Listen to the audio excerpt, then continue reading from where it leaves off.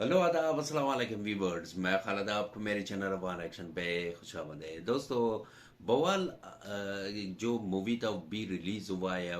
वरुण धवन और उसके साथ रणबीर कपूर की मूवी थे और काफ़ी लोगों ने सराहा। परफॉर्मेंस ज़बरदस्त है और उसकी कहानी यूनिक थी। मगर इसराइल ऑफिशियली इस मूवी के ऊपर प्रोटेस्ट किया है। क्यों, किस लिए, तो ये वीडियो आपके साथ शेयर करना चाहता हूँ। देखते हैं कि क्या है इस मूवी में, क्यों इसराइल जैसे मुल्क इस पे नाराज और प्रोटेस्ट किया है। जी हाँ, ऑफिशियली एक इंडियन मूवी को लेकर आपत्ति जताई है। ये कहा है कि ये मूवी को देख कर ना वी आर डिस्टर्ब्ड।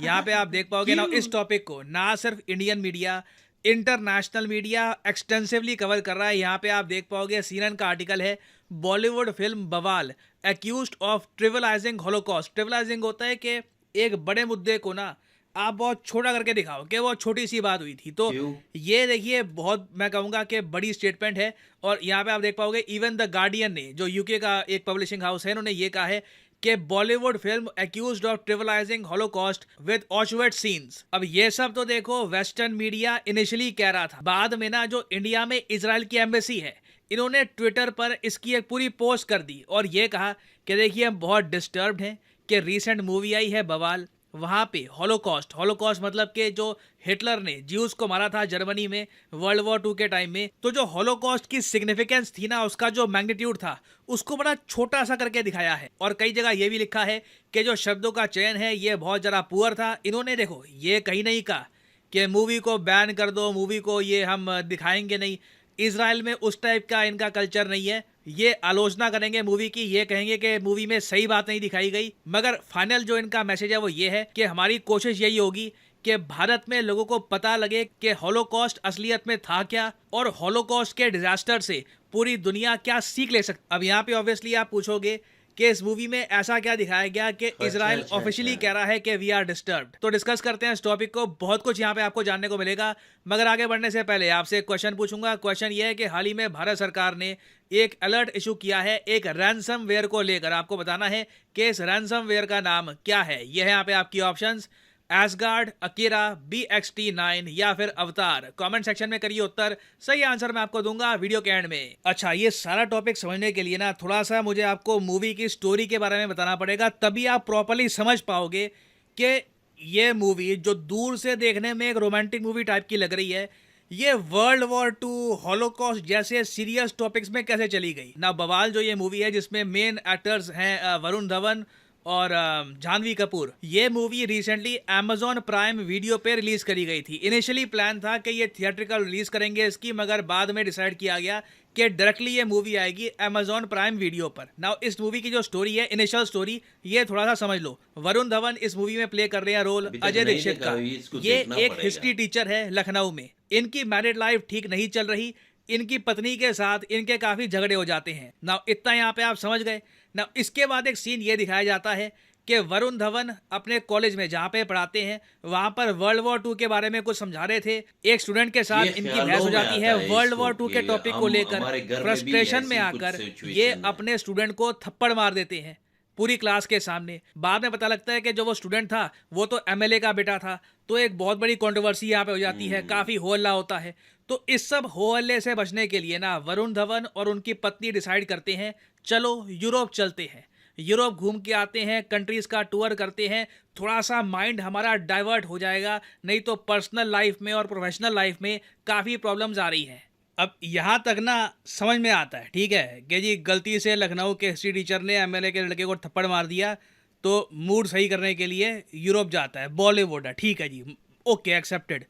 अब इसके बाद ना प्रॉब्लम ये आनी स्टार्ट हो जाती है कि दोनों कपल जब यूरोप की वेरियस लोकेशंस जैसे कि पोलैंड, जर्मनी में जहाँ पे घूम रहे होते हैं, वहाँ पे वर्ल्ड वॉर 2 की लोकेशंस पे जब ये जाते हैं ना, तो सिंस वरुण धवन एक हिस्ट्री टीचर का रोल प्ले कर रहे हैं, वो हिस्ट्री समझाना स्टार्ट कर देते हैं और दोनों कपल इमेजिन करते हैं खुद को एज अपनी हॉलोकॉस्ट विक्टिम्स। शादी दोनों वाली मतलब जो लिटरली सीन जिंदगी है है इस उसको पूरी मूवी मेंशन में, करते हैं, जब वरुण धवन सोचते और हैं। जानवी कपूर जो एक मैरिड कपल दिखाया जब मूवी भी में, झगड़ा वो होता लोग है दोनों जूइश के दरमियान। हॉलोकॉस्ट विक्टिम्स की जो उस वक्त यूनिफॉर्म कह लीजिए, जो कॉन्सेंट्रेशन कैंप्स के कपड़े थे वो पहनकर कॉन्सेंट्रेशन कैंप से फंसे होते हैं। और फिर बीच में एक सीन आता है जब जानवी कपूर अपने पति से ये कहती है कि हर रिलेशनशिप जो है ये अपने ऑशविट्ज से गुजरता है ना। ये जो लाइन है ना, ये देखकर तो सारी दुनिया हिल गई कि ये क्या बोल दिया है।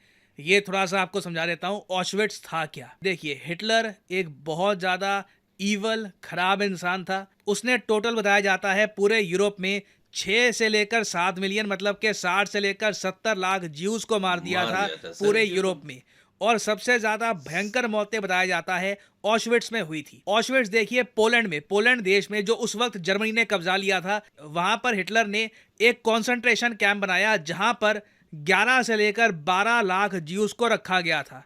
और बहुत ज्यादा तड़पा के, काफी बार गैसेस इस्तेमाल करके, काफी बार मार पीट के, टॉर्चर करके 11 लाख के आसपास ज्यूज को मारा गया था ऑशविट्स में। बताया जाता है कि ज्यूज तो ऑल ओवर यूरोप मरे थे, मगर जिनकी मौत ऑशविट्स में हुई थी ना, सबसे ज्यादा दर्दनाक मौत हुई थी। कई फोटोज है, वो मैं आपको दिखा नहीं सकता। ह्यूमन डिग्निटी को बिल्कुल कहीं दूर फेंक करना, नाजी जर्मनी के लोग बिल्कुल हैवान बन गए थे और कई बेगुनाह ज्यूज को सिर्फ उनके रिलीजन और एथनिसिटी की वजह से मारा गया। और ऑशविट्स के बारे में ना ओवर द इयर्स कई बड़े लोगों ने ऐसी स्टेटमेंट्स दी हैं। फॉर एग्जांपल पोप फ्रांसिस ने ये कहा था, Auschwitz cries out with pain of immense suffering.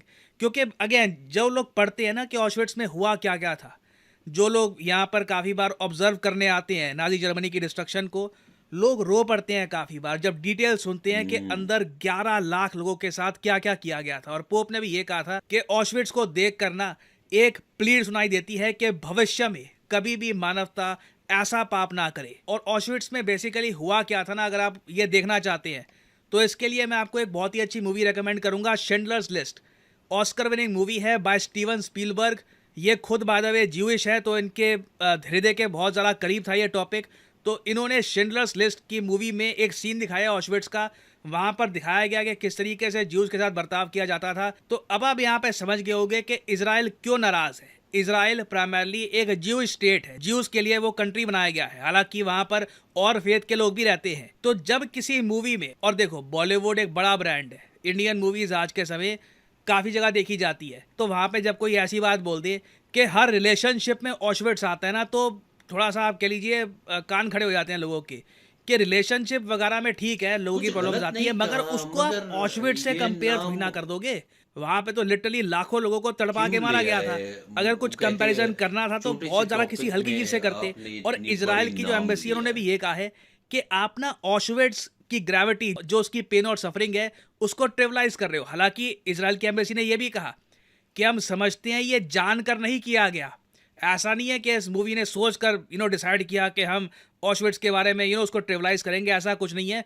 हुआ गलती सही है, मतलब फिल्म मेकर ने कोशिश करी, थोड़ा सा इंटेलेक्चुअल थोड़ा सा यहाँ पर दिखूंगा, और वर्ल्ड वॉर 2 की बात होगी, ऑशविट्स की बात होगी, बट जो इसका कंपैरिजन है ना कि दो लोगों का रोमांस है, उसमें प्रॉब्लम आ जाती है तो ऑशविट्स आ जाता है। ये सुन के दुनिया भर में लोग काफ़ी सरप्राइज्ड हैं। और उसके अलावा कई और अजीब सी लाइंस है वीडियो में, जैसे कि हम सब में थोड़ा बहुत हिटलर है, मतलब हम सब लोग थोड़े बहुत हिटलर जैसे हैं। ये ऑफ कोर्स इसलिए कहा गया जब दर्शाना था कि लोग कभी भी सेटिस्फाइड नहीं होते, उनको और चाहिए होता है। तो ये भी कंपैरिजन थोड़ा सा ऑड है। तो मेरे इशू यहाँ पर यही है, किसी ने ये नहीं कहा कि मूवी की इंटेंशन खराब थी, मगर शब्दों का चयन, जो एग्जाम्पल्स लिए हैं, ये बहुत अजीब है। और इसको कॉल आउट करना काफ़ी इंपॉर्टेंट है, इसके बारे में बोलना काफ़ी इंपॉर्टेंट है, ताकि फ्यूचर में कोई मूवी ऐसा ना करे। क्योंकि मैं आपको बता दूं, यूएन ना लिटरली हर साल 27 जनवरी को ऑब्जर्व करता है हॉलोकॉस्ट रिमेम्बरेंस डे।